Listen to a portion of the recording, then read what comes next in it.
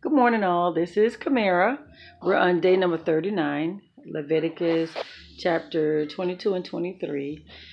And yeah, we're talking about the priests again in the book of Leviticus.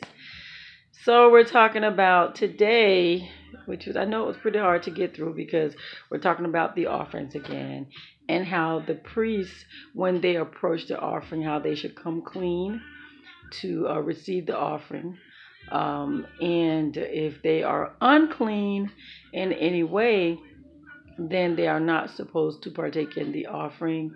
Unclean could be sores, unwashed, a discharge of fluids, and when they touch unclean animals, when they touch unclean people, they should not approach the offering. And you guys know that the priests and the high priest, their pay, or they are to receive those offerings to eat as well. Those sacred offerings. That's how they survive as well. And they have to offer to God or whatnot. But if they are unclean, they cannot partake in that. They cannot eat of that offering as well. So also, the certain people can't eat that offering, like the priest family. They can eat the offerings. Um, if they're not of that family, they cannot eat that offering. Now, if the priest bought a slave, then that slave can eat of that offering. If his daughter was married off and then she came back home, maybe from divorce or widow, what have you, then she can eat of that offering. But not everyone can eat that offering. And this is the thing, guys. If the priests don't come correct, if they violate their the whole ritual of presenting the offering, they can be punished. Even it can even result to them dying. Uh, People who eat the offering not realizing it was a sacred offering, they can be cast off. Even the priest can be cast off. So the offering is sacred. It is presented unto God. It is holy. God expects for His people to be holy, the priest to be holy. So that's why they have to come clean. Um, yeah. So they really had a job to do, and it was holy. God expected them to be holy because He is holy.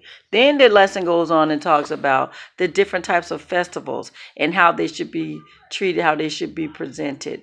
He went through each one of them: the harvest festival, the first harvest festival, the atonement, the gifts of atonement. He went through a few of those festivals, and God expected for these to be celebrated throughout every year. Oh, he also talked about the Sabbath day again. He is serious about that Sabbath day. And we can appreciate that, even just that one day of rest and keeping it holy and meditating and thinking about what we've done so far that week, what we've accomplished, how we should count our blessings, how we should even prepare for see where we could have done better that previous week, just to prepare for the following week, and to day of rest, making it holy.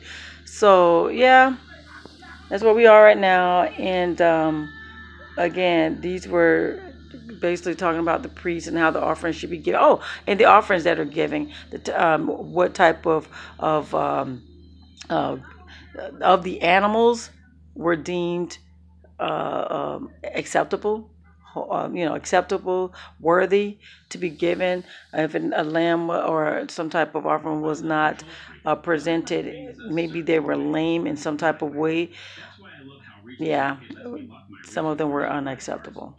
So, yeah, God's very particular about those type of on how we present ourselves to Him, and yeah, when we go to Him, we're dirty when we go to Him, and He makes us clean. We get dirty again. So whenever I start my prayer, I always say, Lord, forgive me for my sin. I call out those sins. Lord, forgive me for being mean to that person. Forgive me for any jealousy I've exhibited or I felt. Forgive me for totally ignoring you or whatever. I call out those sins because I need God to know that I know that what I did, and I'm being direct about forgiving, asking for forgiveness. So when I come to Him, I clean myself of those things by asking God for forgiveness. We thank God for Jesus Christ, though. If it wasn't for Him, we would not be able to do this. And And then, yeah, actually, I start off with praises. Enter into his gates with thanksgiving. Enter his gates with thanksgiving and praise. Then I ask him for forgiveness. Yeah.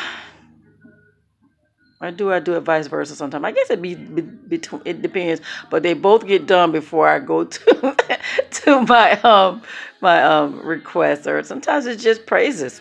Sometimes I just talk to God in praises, right? So he's so good. But anyway, he is holy. He wants us to be holy. And God is worthy, guys. He is. He's a good God. He's a loving God. He's a personable God. He loves you more than you could possibly know.